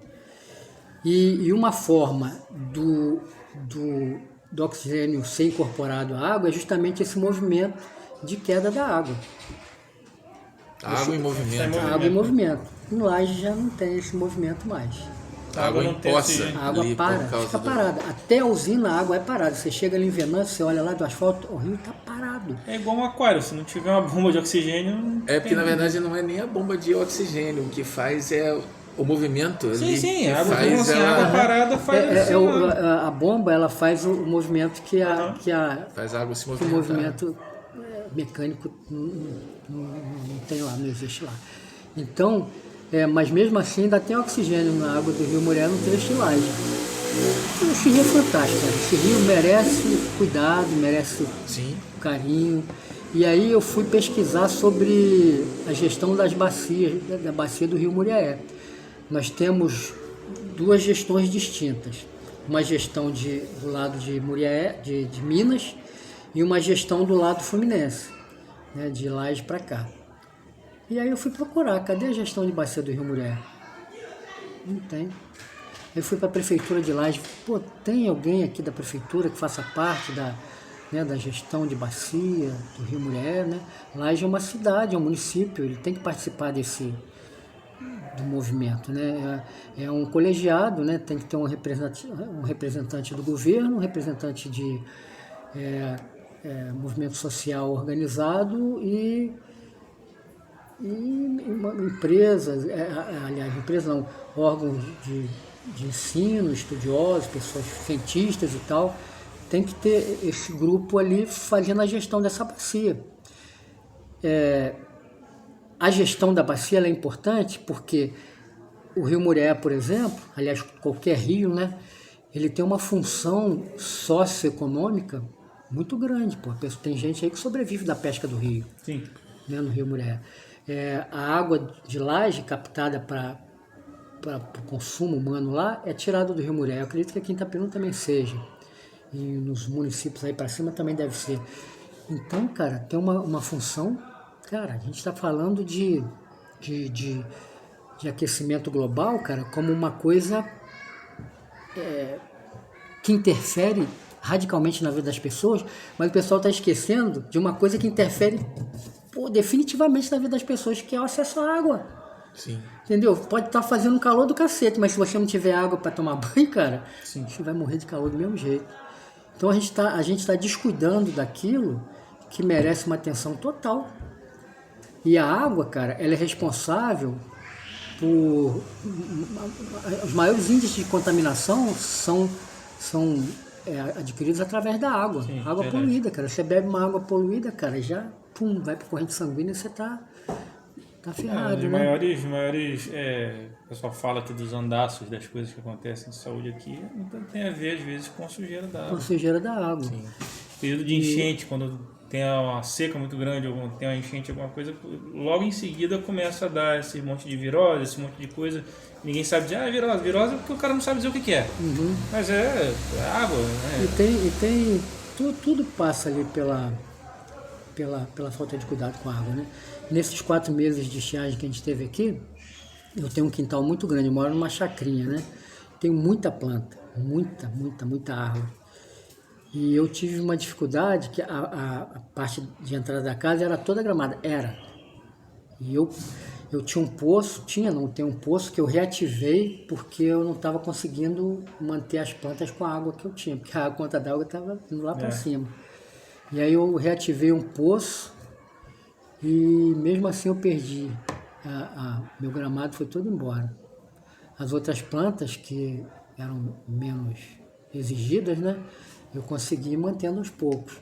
Mas a grama, cara, que fica numa área exposta ao sol completamente, né, a terra secava de um jeito que eu não tive mais, perdi o gramado. Teve até pessoas aí que conseguiram manter, observar muito a gramado da Unig ali, eles conseguiram manter o gramado da Unig. Né? injetaram ali a água ali rodando ali, mas eu não tinha essa facilidade. Mesmo porque eu trabalho o dia inteiro e às vezes eu estava aguando no jardim 9 horas da noite. Então quando eu Tem cheguei. reservatório gigante, não tem uma torre com Eles regam com sacanagem. E aí, Joga dinheiro na planta. para adubar. e aí a água é um negócio muito importante para a gente deixar Essencial, né? de lado, né, cara? Deixa eu te fazer duas perguntas, não sei se a gente vai estar caminhando já para a reta final, para a gente vai falar do que você faz hoje, enfim. Essas duas coisas que você falou. Primeiramente, digamos que com a nossa ajuda, né, a nossa luta aí, a gente consiga acabar com essa barragem aí, melhorar o pessoal de Laje, Os Venâncio, martelos aí. A patrocínio. gente criou um ponto de discussão, né? Isso aí dá para levar adiante, pô. É o. Como é que fala? É o estopim, fomos o. Mas é estopim. A gente, Então, ponto de partida. dá para Ponto de falar um ignição, documentário aí, que eu tô com um pouco de experiência nisso. Olha só. Deixa eu te falar. Pô, mas é uma boa ideia mesmo. A gente, digamos que essa barragem um dia acabe, a água comece a correr normalmente, seu leito. Agora a gente vai falar das cidades que estão aqui depois. Isso prejudicaria o leito do rio aqui? Ele subir de alguma forma? A população aí a ribeirinha? gente vai falar da enchente em Itaperuna. Sim. Eu não posso afirmar isso, cara, porque eu não fui lá na usina, não olhei como são os procedimentos. Mas eu acredito que aconteça a coisa da seguinte forma. Enche. Uma hora eles têm que abrir as Enche. comportas. E aí eles tentam manter o máximo possível para poder gerar enchente lá, cara. É verba do governo federal, né, cara? E aí eles seguram o máximo. Mas chega uma hora que tem que abrir, cara. Aí abre demais, a água vem toda para cá. Sim. A gente tem que fazer um acompanhamento para ver em que momento a água, porque a gente fica presa lá em Laje. Sim, Não consegue sair. Eu sei. E a gente não desce, não vem para cá de jeito nenhum. Então a gente não sabe em que momento a água chegou aqui, entendeu? Mas chega com muita força, porque eles abrem a comporta de uma maneira que tem que esvaziar. E aí chega aqui em Itaperuna e gera a enchente aqui em Itaperuna. É como se fosse uma tromba d'água. Sim, virou a tromba d'água. Vira uma tromba d'água. Quando a Na barragem... verdade é uma cabeça d'água. Cabeça d'água. Olha só. Quando você não tem a barragem, a água corre livremente. Se tiver que acontecer uma enchente, aí já é uma questão de ordem da natureza que a gente não consegue controlar. É porque eu acho que, não existindo a barragem, o próprio rio, ele vai correr seu leito normal, ele vai se adequar, porque aquela questão Jurassic Park, a vida, né, a natureza encontra um meio. Sim. É verdade. Aqui foi muito aterrado. Eu ia fazer esse comentário agora, que o leito Meu do pai rio aqui contava que o rio passava ali onde é o Colégio 10 de Maio, ainda tinha rio ali, passava muito. E eu não sei se de uns tempos para cá modificou-se muito ali. Por exemplo, se a gente pega, tem a parte do valão, que tem uma parte dele que deságua ali do lado da ABB, da quadra da ABB. Sim. O valão vai e deságua no rio, o valão que vem da SEAB. Ali atrás, criou-se um ecossistema totalmente novo ali, tem uma ilha ali. Eu vi. Sim, verdade. Bem na entrada da Beira Rio. Aí eu acredito que são dejetos e mais terra, e que foi acumulando ali, de repente tem uma mata ali dentro. Que a gente chama de aluvião. É um processo, e é um processo natural. Eu te digo por quê. Porque o ser humano, ele é o agente geológico, como eu falei. Até a forma, até o ato de poluir, de desbarrancar e tal, é um processo que o ser humano é só um veículo, cara. A gente não é dono de nada. Que é no segundo ponto aí que a gente está chegando, que é que eu ia falar. A gente não é dono de nada. A gente é usado como... Somos poeira ao vento. Peões apenas. Isso, somos Dust in the wind. uma peça, Nesse uma grande xadrez, carta no chamamos bar, de vida. né? Uma peça lá do jogo de xadrez. Então a gente está ali fazendo uma função. A gente não tem consciência da nossa verdadeira função, né? A gente está aqui para fazer alguma coisa. E não é só gerar filho, né, só, né, fazer a proliferação da espécie, não. A gente tem uma função geológica, porque a gente vive no meio geológico, a gente vive dentro de um planeta que está em constante movimento, em constante transformação. Em ciclos, né? São ciclos mesmo. E assim como já existiram montanhas que já foram embora e viraram Planícies, planaltos, né? Abraço, Serra Pelada. A tendência é essa mesmo, entendeu? As pessoas falam, né, que o planeta Terra é um planeta em evolução, e vai chegar um momento que ele vai ficar liso, né? E a gente vai habitar um outro planeta. E é mais ou menos por aí mesmo. Agora isso dura, são incomensurável. anos-luzes aí pra frente. E o segundo ponto que eu ia te falar, Esse é perigoso. você lá atrás, no início da entrevista, você falou que o homem... mas aí eu acho que você falou com relação ao planeta. O homem é pequeno demais. Ele não altera tanto, ele não está causando, não tem um risco ainda tão iminente para o planeta. Mas eu acho que, por exemplo, a questão da barragem, a gente volta nela. É o homem, né? É o homem, mas ele não altera muito pouco. Por exemplo, mas o pouco que ele altera a vida de muita gente, milhares. dele próprio. Mas ele está falando... Ele está contribuindo para a extinção dele. Sim, isso que você está falando aí, vou tomar a liberdade de falar. Pelo que eu percebo, isso que você está falando assim, esse problema que acontece aqui, a barragem e tal, pega Itaperuna, pega Laje, pega os outros lugares que agora eu não estou lembrando o nome, isso é o micro dentro do planeta. Não, entendeu? lógico. Mas é porque a gente vê o planeta assim, gigantesco, áreas até desabitadas até e tal, mas a gente pensa também nas áreas que existem pessoas. Então, se você altera aquilo ali, você prejudica são ações locais que geram problemas locais. E em quantas cidades acontecem coisas parecidas? É isso que eu estou querendo dizer. São vários erros cometidos que alteram a situação daquele local ali. Mas se eu te perguntar assim, a gente hoje em dia tem muita impermeabilização do solo, tem um calor, né, local por excesso de concreto, de asfalto e tal. Mas se eu te perguntar assim, você gostaria de voltar lá para 1900, onde a gente sujava o pé de barro, não tinha internet, não tinha televisão, então ninguém vai querer voltar para lá. Não. Entendeu? A gente está vivendo um processo evolutivo, um processo de evolução tecnológica. Sim. Né? Do ser humano, das comunidades humanas. Né? E eu acho até que o ser humano só evoluiu nessa área aí. E em outras áreas o ser humano até deu uma regredida. Haja vista que a gente vê que as pessoas não se preocupam umas com as outras, como você falou das meninas que deixaram a outra com o cara no chão lá. Exatamente. Entendeu? A gente está passando por um processo de... O ser humano está meio perdido. Degradação social que está acontecendo hoje em dia. Mas é um processo, é uma evolução, é uma fase, entendeu? O ser humano, a gente já viveu na época medieval, que era chamada de a Era das Trevas, né? A gente já viveu a Era das Trevas, talvez a gente esteja voltando para ela, mas em algum momento a luz retorna. Entendeu? É todo a dinâmica social também, né? E tudo muda com pouco. Pô, o pessoal já foi fã da Xuxa, né? Caraca. E hoje em dia tem outras Estão surgindo outras Xuxas. outras aí, entendeu? Então tudo passa. Sim. Tudo passa. Tudo passará. Como diz quem? A música. De quem? Tudo passa, De tudo quem? passará. De quem? Oi? De quem? Eu não lembro. Eu sou horrível com música. Ele é novo. Mas então, meu amigo, então atualmente, o que você...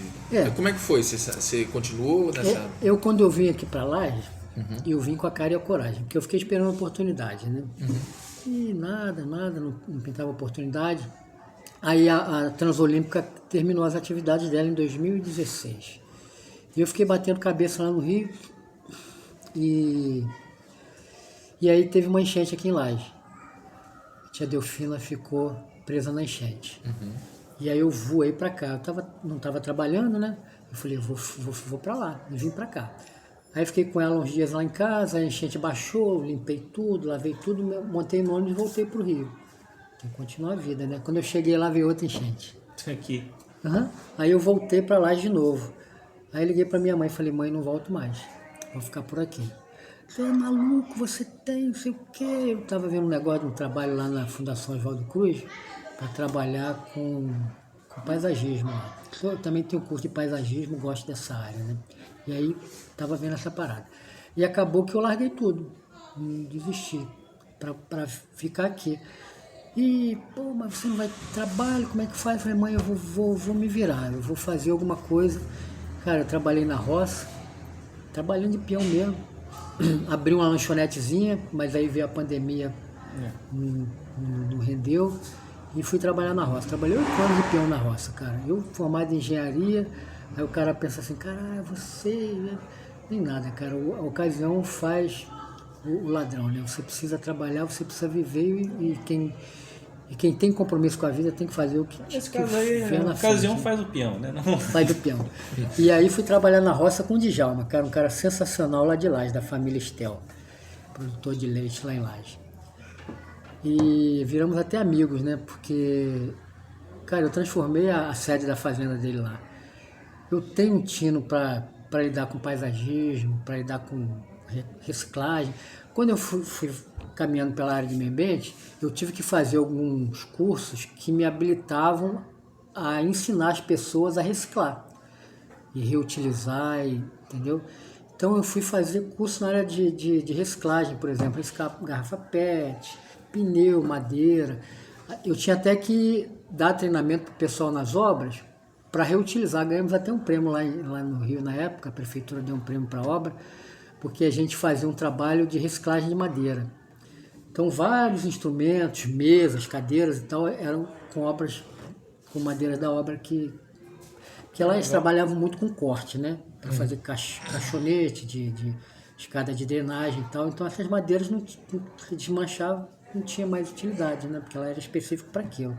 Aí a gente começou a pegar aquilo e transformar em objetos. Cadeira, porta-copo para descartável. Aí nossos canteiros, era um canteiro longo, né? Porque pegava uma estrada, né? Uma estrada longa.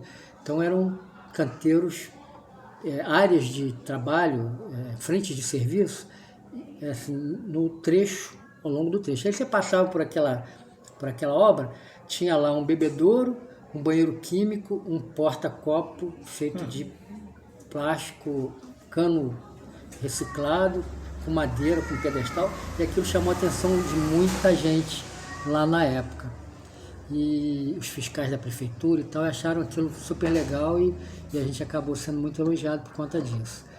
Então eu tive que aprender a fazer isso para poder ensinar as pessoas a fazerem também, né? Que é uma forma de você diminuir o estrago que a gente faz, lançando detritos na natureza, né? E me perdi no assunto. O que você hoje está fazendo quando você... Aí eu vim embora para Laje e comecei a trabalhar lá no Djalma. Cara, eu transformei a casa do cara. Eu não sou pintor, mas eu pintei o casarão, pintei o curral, botei tudo em tom azul claro, com as grades de madeira pintadas em tabaco e tal. Meti um gramado bonito, fiz um jardim, peguei aquelas carroças de roda de carro de boi, pendurei na parede com corrente, cara, aquilo ficou assim, o cara mandou iluminar, ficou bonito pra caçamba. E por conta disso ele se empolgou e tu acredita que o cara mantém aquilo até hoje? E eu não tô lá já tem... Você ensinou ele a 4 forma anos, de fazer? 3 anos, eu tô aqui há 3 anos e pouquinho, tô há quase 5 anos já, para falar a verdade. E aí acaba que uma situação, né, o cara aqui pegou e estimulou o cara a fazer alguma coisa e a prezar pelo lugar dele, Sim. que ficou legal. E aí saí do Djalma, fui trabalhar na padaria lá no primo lá. Trabalhei 2 anos e meio no caixa da padaria. O cara já fez Tudo. Trabalhei 2 anos e meio lá no caixa e tal, aí me aborreci lá com um amigo, um primo lá, porque ele foi meio injusto comigo, eu não tinha nada a ver com a parada, mas eu brigo pela minha certeza, né? Saí da padaria. Cara, uma semana depois eu recebi uma ligação do Hospital São José do Havaí. se eu não me engano, foi a Ellen que ligou para mim, lá do RH, Sim. a amiga, trabalhar lá com a Juliana. Cara, eu não sei como, o telefone da minha tia foi parar na mão delas, porque...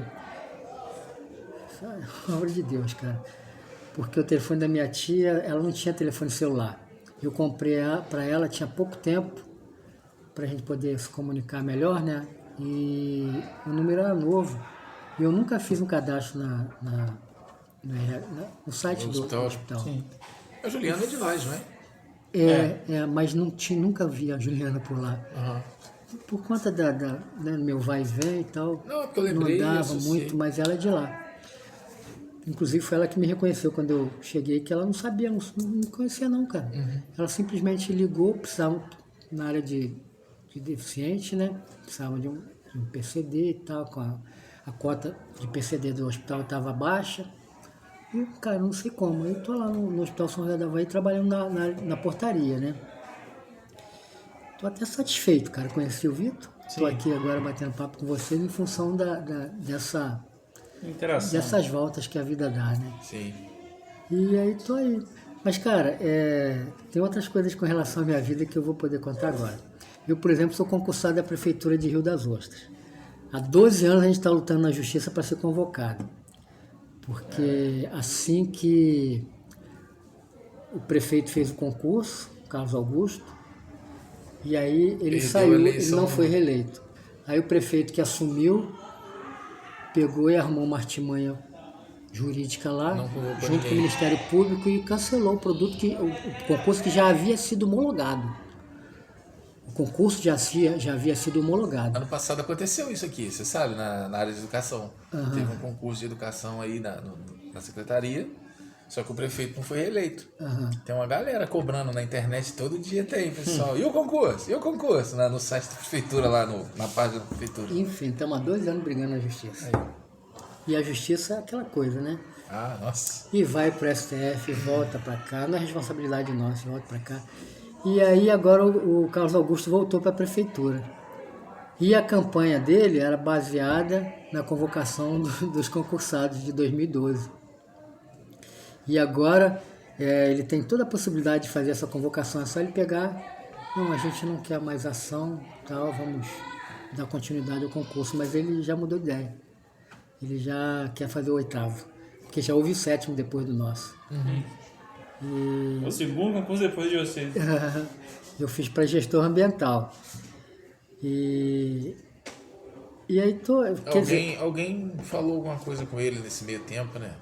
Ofereceu. Pois é. Foi brifado de alguma coisa. Eu sei que nós temos, participo de 3 grupos do concurso, né?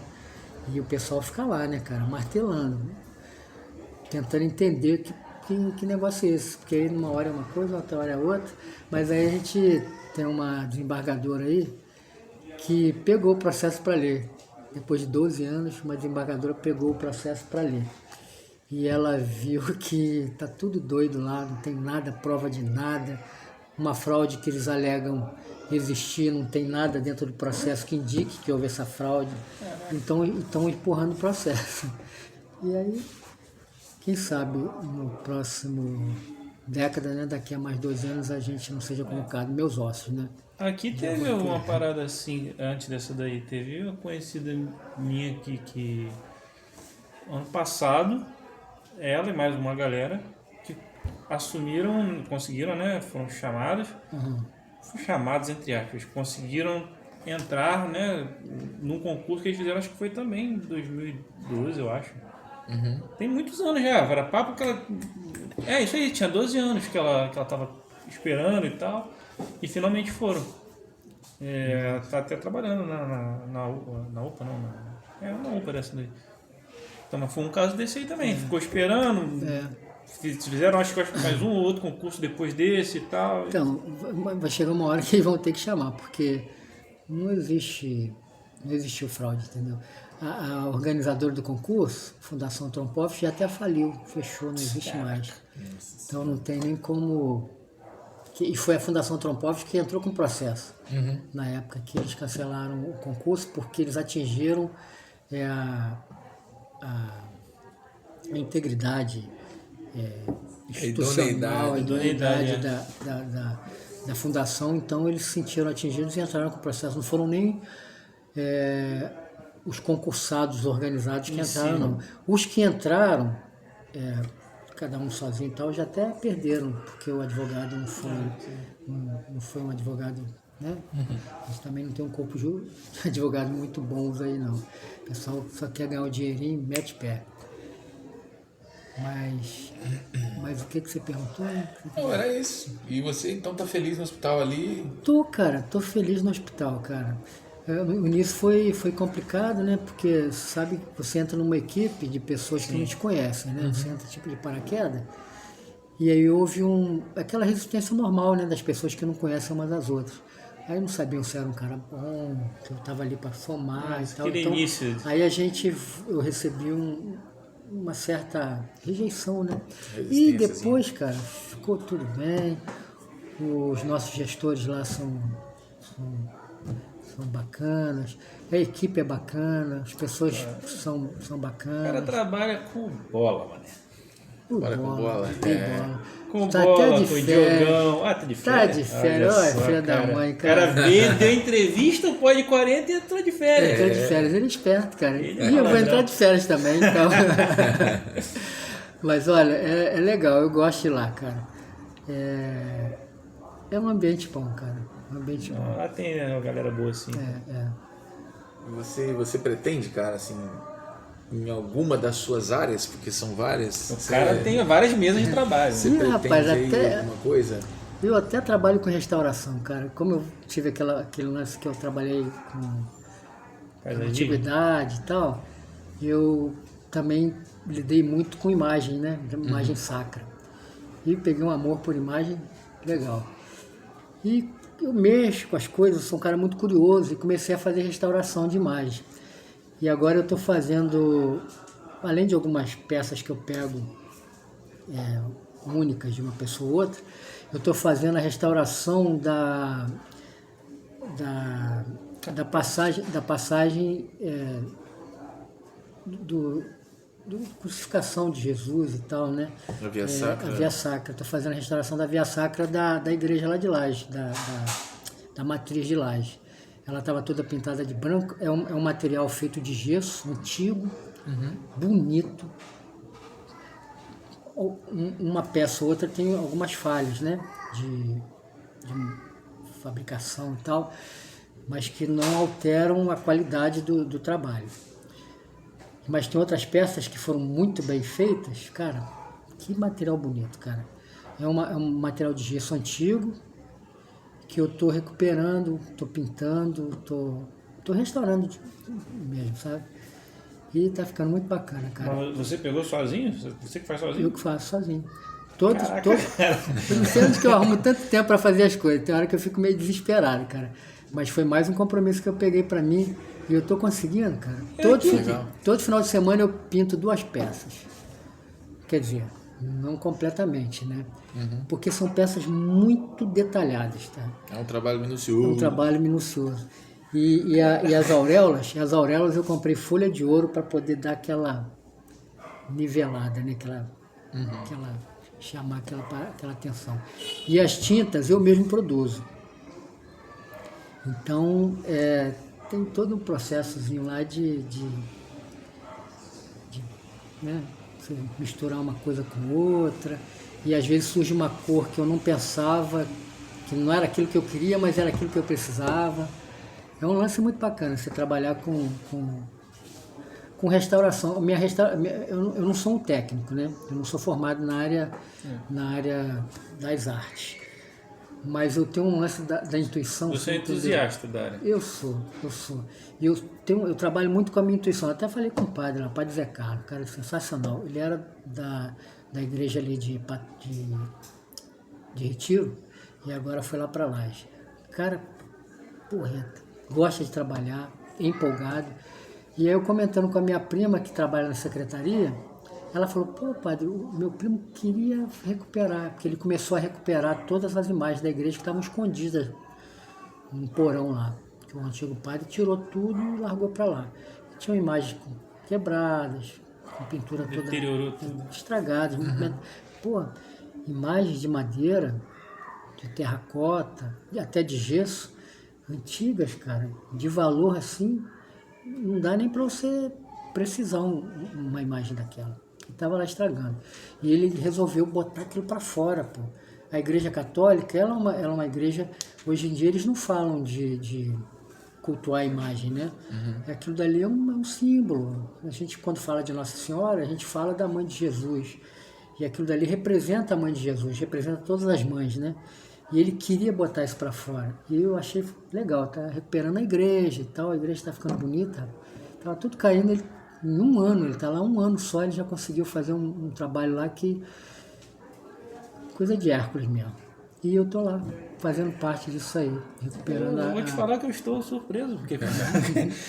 Uma hora dessa a gente vai trazer a gente tira uma foto e bota aqui pro porque pessoal quando ver. ele falou, não, estou fazendo processo de recuperação, caraca, eu pensei ele sozinho, eu pensei, quem era aqueles pintores antigos, era o Michelangelo?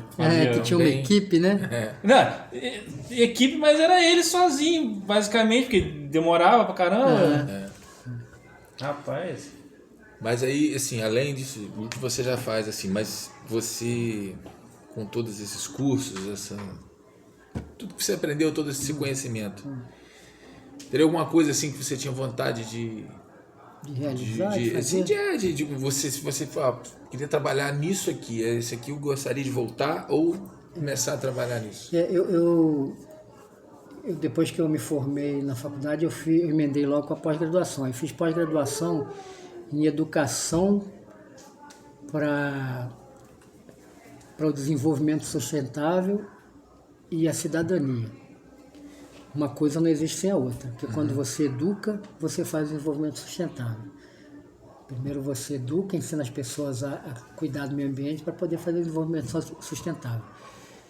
E aí, cara, educação. Eu tinha vontade de trabalhar com política pública, né? Política pública é uma coisa que você atinge um número muito grande de pessoas. Então, trabalhar com política pública na área de meio ambiente é uma coisa que eu sempre tive vontade de fazer. Se Rio das Ostras me der essa oportunidade, ou uma outra prefeitura qualquer, ou em algum momento eu tiver oportunidade de fazer, é trabalhar com política pública na área de meio ambiente. Que você atinge uma quantidade muito maior de pessoas, entendeu? Do que você trabalhar numa empresa que só atinge aquele nicho ali de trabalho. Quando você trabalha publicamente, você atinge Você está falando fazendo uma diferença um pouco maior. Isso aí. Não só para uma empresa, como você falou aí. Você pega... E a educação, ela é fundamental para essa conscientização, né? É um negócio que eu tenho vontade. É um projeto que eu carreguei durante muito tempo, tanto que eu fiz a pós-graduação na área de educação. E aí tentei me enveredar por esses caminhos, mas aí a vida não permitiu, né? Mas tudo a seu tempo, né? Sim. E as coisas acontecem quando tem que acontecer mesmo. Mas é uma meta. Legal. Né? Eu não gosto muito de usar o termo sonho, não, porque o sonho às vezes é uma coisa meio que inatingível. Eu trabalho com projetos. Eu crio uma... Aí você tirou um ano. O cara foi... Eu crio um desejo e vou atrás dele. Corro atrás dele. Eu acho assim que a gente realiza, né? Senão fica só na área do sonho. O sonho é uma coisa que, como a própria muito palavra intangível. diz... Beleza. É isso. E, cara, a gente aqui do Pod vai torcer pra você chegar nessa meta aí. Com certeza. E queria te agradecer pela presença, cara. Entrevista maneira pra caramba. Foi porque eu vou falar por mim, eu acredito pro Betinho também, mas assim, a gente não tinha, eu pelo menos, não tinha não conseguia mensurar na cabeça a área... Esse monte de coisa que você fez, vai. Cara. Na verdade, o Vitor, sabe como é que o Vitor me conhece, cara? Ele passa pela portaria. Cara, mas olha Me só. conhece um pouquinho. É uma coisa que quando eu vim morar aqui em Itaperuna, aliás, quando eu comecei a visitar Itaperuna, eu lembro que eu passava pelos outros, que eu não conhecia e tal, e eu tinha o hábito de dar bom dia e boa tarde para as pessoas. Aqui eles falam... Só que assim, eu era muito criticado por isso, pela pessoa que estava comigo na ocasião, se eu fizesse. Porque você não conhece, que isso aqui, mas é educação, qual o problema de falar? Então eu não vejo assim, cara, eu passo. Quando eu passei pela primeira vez, quem tava lá era o Max. Seu Max. É o Max. E o Max, assim, eu conheço de tempo tá lá aqui, e tal. né? Eu falo, Max, não sei o que, aí eu olhei de um cara diferente, falei, caramba. Falei, meu irmão, beleza? Não sei o que, aí vamos lá. Começou. Foi daí, ó. Eu sou um cara muito comunicativo até a página 2. Eu gosto de conversar, eu gosto de interagir e eu sou um cara muito educado, eu gosto da paz. E aí acaba que eu tô fazendo amizade lá no hospital, né? Sim. Tem gente que entende isso e gosta do meu jeito de ser. E acaba gerando amizade. Inclusive na festa de Natal, né? Tu tava lá, Vitor? Não. Perdeu. Quem Você sabe? Foi no perdeu. ITC? Hein? Foi. Foi no ITC? Tá sendo lá direto. Foi. Ah. Foi, perdeu, dançarino. Eu fiquei conhecido como dançarino. E você foi Quando eu dançarino? tomo uma cervejinha, cara, toco um pagodinho, cara, eu não me Pô, toca uma seguro. Solta música o pagode aí, pro solta cara aí. a música agora. Mas, cara, a gente acaba criando laços, né, cara? Criando amizade. Isso aí é muito legal, cara. Isso aí é muito legal. Você, eu tô com 60 anos. Aí eu penso assim, não tem mais nada para fazer na vida, 60 anos, eu só tô começando, cara. Tem muita coisa para fazer ainda. Inclusive novas amizades. E a gente tá aqui, né, fazendo isso agora. Prazer, É muito Betinho. bom. Ronald. Vitor? Nem te esqueci, novo, pô, Vitor. cara. E cara, tô felizão mesmo, foi uma ótima entrevista, Sim. cara. E vamos alimentar essa coisa aí, dessa barragem aí, cara, que tá dar um- incomodando muita gente. Vamos, tá incomodando sim, tá incomodando e a gente lançou aí a pedra fundamental dessa discussão. Quem sabe aí essa Vamos parada. ver se... Isso aí. E outra coisa, primeiramente, uma galinhazinha com quiabo lá na sua casa pra gente ver as Olha aí. plantas lá. Isso aí pra gente é o mais fácil. Você precisa ver minha área gourmet lá, meu filho. Aí, Então, cara, essa- preciso ver. No tempo que eu trabalhava lá nas obras lá que eu ganhava um dinheirinho bom, eu fiz uma área lá, fogão de lenha, churrasqueira, top. Se você preferiu o churrasco, a gente gosta também. A gente faz a gravação, uma Que a parte galinha bem- com quiabo já dá aquele ar bucólico que Laje do Moreira tem. Você gostou? Esse termo, né? Bucólico de E lá. há pouco tempo atrás a gente ia fazer o quiabo que eu colhia lá no quintal, porque há pouco Aí. tempo eu plantei uns quiabinhos lá, colhi e tal, mas Olha só. com esse período de estiagem aí, o negócio não deu Cara, muito certo. plantador de quiabos, engenheiro. Ainda bem que ele não planta mandioca. Olha Porra. Ó, planta. Opa, peraí. Epa. Lá ele. E o quintalzinho lá é bom. Vamos fazer alguma coisa lá assim, porque Vamos sim. lá é legal. Que Lá, a gente tem que ó, conversar mais sobre isso aí. Eu gosto de plantas, eu gosto de árvore, eu gosto de natureza, né? Uhum. E principalmente coisas ligadas à nossa, Sustento. não, a nossa fauna, a nossa flora e tal. Sim, sim. Então eu tenho lá em casa grumichama, quase ninguém conhece. Faço ideia desse jeito. Grumichama é uma cereja meio roxeada, um pouquinho preta. É uma cereja brasileira, nativa da Mata Atlântica, que praticamente foi excluída Eu nunca tinha dos ouvido nossos falar livros de história botânica. Aí. Eu tenho lá grumichama, tenho araçá, disso. Esse eu falo. jabuticaba, eu tenho lá uns 3 pés de jabuticaba. Quando meu pezinho de jabuticaba produz, cara, fica preto de cima a baixo. Só ver lá no meu Facebook lá, tá tudo lá que eu colho lá. Cara, Eu tem um book lá de tudo que eu fiz, meus trabalhos, resgate de fauna quando eu estava na obra. A obra da gente passou dentro do Cefap, lá no Rio, né? Aquela escola da Polícia Militar. Pô, cara, tinha jacaré dentro daquela escola, do Cefap. Então a gente lá com resgate de jacaré na mão, cobra, tamanduá, Caraca. preguiça. A gente fez resgate de fauna. A Transolímpica foi uma obra que mexeu com o meio ambiente, de fato, que teve muita supressão vegetal, mas uma supressão vegetal dentro de uma área urbana. Existia uma fauna, uma flora específica que precisava de cuidado, e esse cuidado foi feito. Inclusive a gente tem uma ecopassagem, né, na Transolímpica, né, por cima assim, para os animais tem eles sobem e passam por cima de uma estrutura para atravessar, para poder ligar de uma área de mata que foi cortada pela via e outra.